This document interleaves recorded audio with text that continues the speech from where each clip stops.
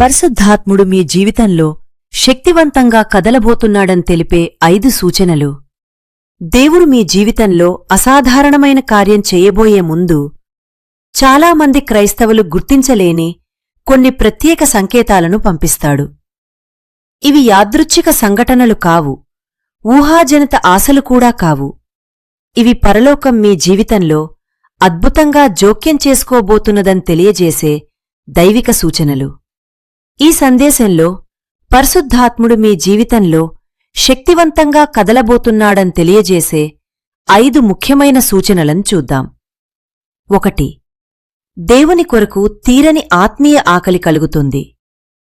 పరిశుద్ధాత్ముడు మీ జీవితంలో గొప్ప కార్యం చేయబోతున్నప్పుడు మీలో దేవుని కొరకు ఒక అసాధారణమైన ఆకలి ప్రారంభమవుతుంది.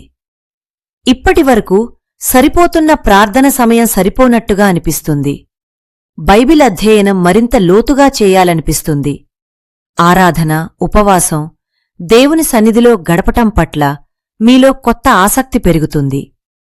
ఆదివారపు ఆరాధన తర్వాత కూడా ఇంకా దేవుని సన్నిధి కావాలి అనే దాహం మీలో ఉంటుంది.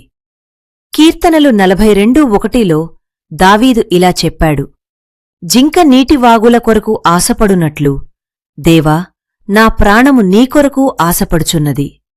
ఇది సాధారణ కోరిక కాదు, ఇది ఆత్మీయ దాహం. దేవుడు మీ హృదయాన్ని మరింత ఆశీర్వాదం స్వీకరించగల పాత్రగా సిద్ధం చేస్తున్నప్పుడు ఈ ఆకలిని కలుగుజేస్తాడు. మీరు ఉదయాన్నే ప్రార్థించాలనే కోరికతో మేల్కొనవచ్చు. విరామ సమయాలను ప్రార్థన సమయాలుగా మార్చవచ్చు. యేసు మత్తయి 5-6లో ఇలా చెప్పాడు: నీతి కొరకు ఆకలిదప్పులు గలవారు ధన్యులు, వారు తృప్తిపరచబడుదురు. 2.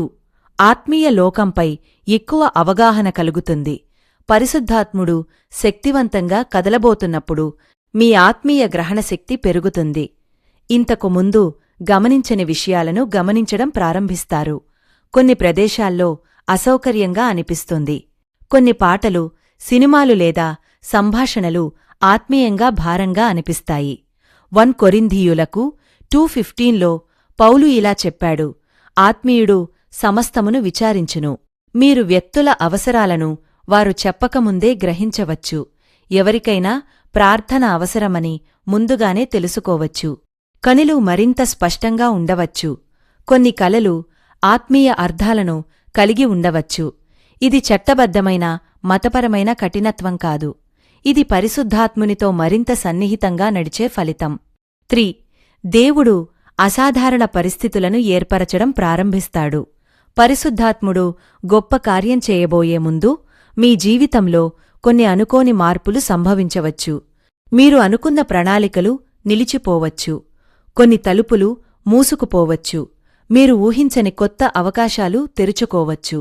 యెషయా 55:8-9లో ప్రభువు ఇలా అంటున్నాడు: నా తలంపులు మీ తలంపులు కావు, మీ మార్గములు నా మార్గములు కావు.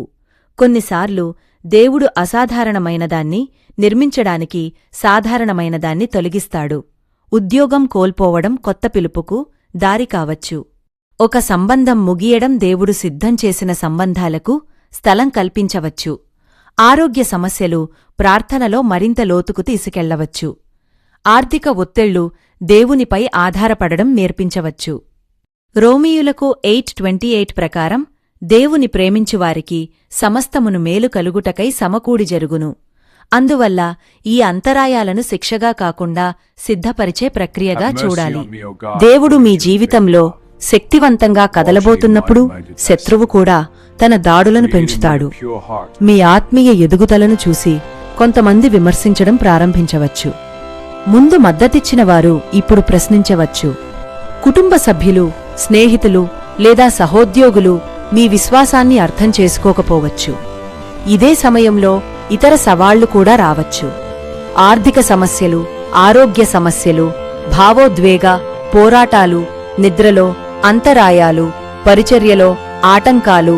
2 తిమోతికి 3:12 ఇలా చెబుతోంది: క్రీస్తు యేసునందు భక్తిగా జీవింపదలచిన వారందరూ హింస అనుభవించుదురు. శత్రువు తనకు ముప్పుగా మారేవారిని ఎక్కువగా ఎదిరిస్తాడు. యేసు మత్తయి 5:11లో ఇలా అన్నాడు, నా నిమిత్తము మనుష్యులు మిమ్మును నిందించినను, హింసించినను మీరు ధన్యులు. 5 అనేక మార్గాల ద్వారా దేవుడు మాట్లాడ్డం ప్రారంభిస్తాడు. దేవుడు మీ జీవితంలో గొప్ప కార్యం చేయబోతున్నప్పుడు తన చిత్తాన్ని వివిధ మార్గాల్లో ధృవీకరిస్తాడు. వేర్వేరు వ్యక్తుల నుండి ఒకే విధమైన సందేశాలు రావచ్చు. కలలు మరియు దర్శనాలు పెరగవచ్చు. బైబిల్ వచనాలు మీ పరిస్థితికి నేరుగా మాట్లాడుతున్నట్టుగా అనిపించవచ్చు. ఆమోసు 3-7 ఇలా చెబుతోంది, ప్రభువైన యెహోవా తన రహస్యమును తన సేవకులైన ప్రవక్తలకు బయలుపరచక ఏ కార్యమును చెయ్యడు. యోవేలు 2:28లో దేవుడు వాగ్దానం చేశాడు, నేను నా ఆత్మను సమస్త శరీరుల మీద కుమ్మరించెదను. కొన్నిసార్లు అపరిచితులు కూడా మీ పరిస్థితికి సరిపోయే దేవుని సందేశాన్ని పంచుకోవచ్చు. 3:12 ఇలా చెబుతోంది 8లో దేవుడు వాగ్దానం చేశాడు, నేను నా ఆత్మను సమస్త శరీరుల మీద కుమ్మరించెదను. కొన్నిసార్లు అపరిచితులు కూడా మీ పరిస్థితికి సరిపోయే దేవుని సందేశాన్ని పంచుకోవచ్చు. పాటలు, ప్రసంగాలు, సంభాషణలు పదే పదే ఒకే విషయాన్ని గుర్తుచేయవచ్చు. ఆరాధనలో దేవుని సన్నిధి మరింత స్పష్టంగా అనుభవించవచ్చు.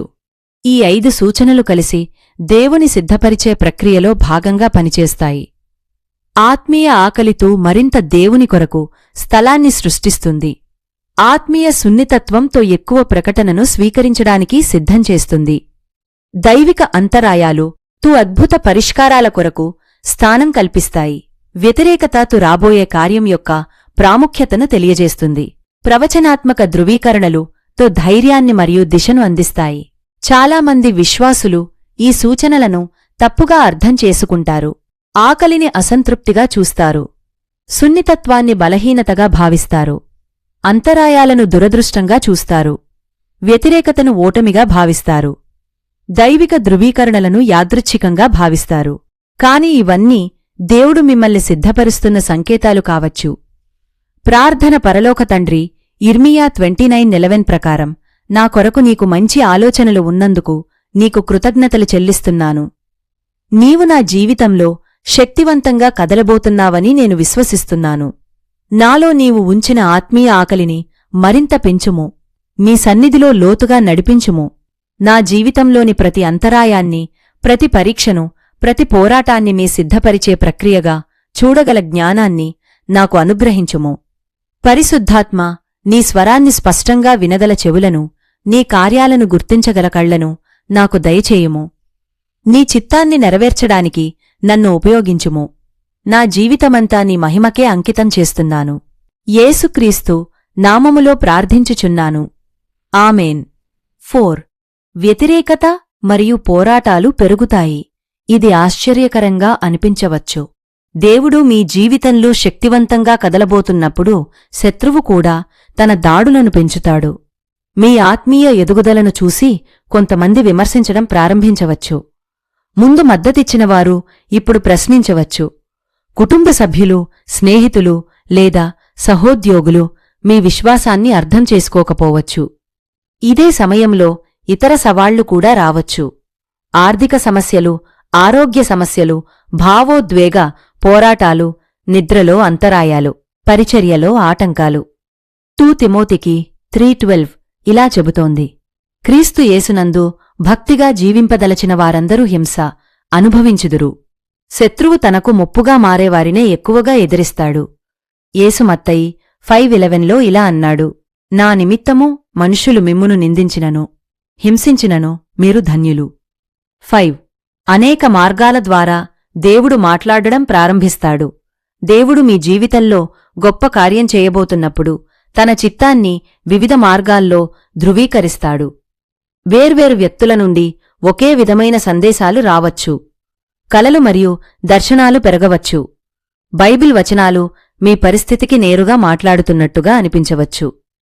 ఆమోసు 3-7 ఇలా చెబుతోంది, ప్రభువైన యెహోవా తన రహస్యమును తన సేవకులైన ప్రవక్తలకు బయలుపరచక ఏ కార్యమును చెయ్యడు.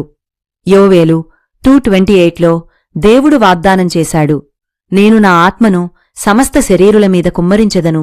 కొన్నిసార్లు అపరిచితులు కూడా మీ పరిస్థితికి సరిపోయే దేవుని సందేశాన్ని పంచుకోవచ్చు. ఈ శత్రువు తనకు ముప్పుగా మారేవారినే ఎక్కువగా ఎదిరిస్తాడు. యేసు మత్తయి 5:11లో ఇలా అన్నాడు, పాటలు, ప్రసంగాలు, సంభాషణలు పదే పదే ఒకే విషయాన్ని గుర్తుచేయవచ్చు. ఆరాధనలో దేవుని సన్నిధి మరింత స్పష్టంగా అనుభవించవచ్చు. ఈ 5 సూచనలు కలిసి దేవుని సిద్ధపరిచే ప్రక్రియలో భాగంగా పనిచేస్తాయి. ఆత్మీయ ఆకలితో మరింత దేవుని కొరకు స్థలాన్ని సృష్టిస్తుంది. ఆత్మీయ సున్నితత్వంతో ఎక్కువ ప్రకటనను స్వీకరించడానికి సిద్ధం చేస్తుంది.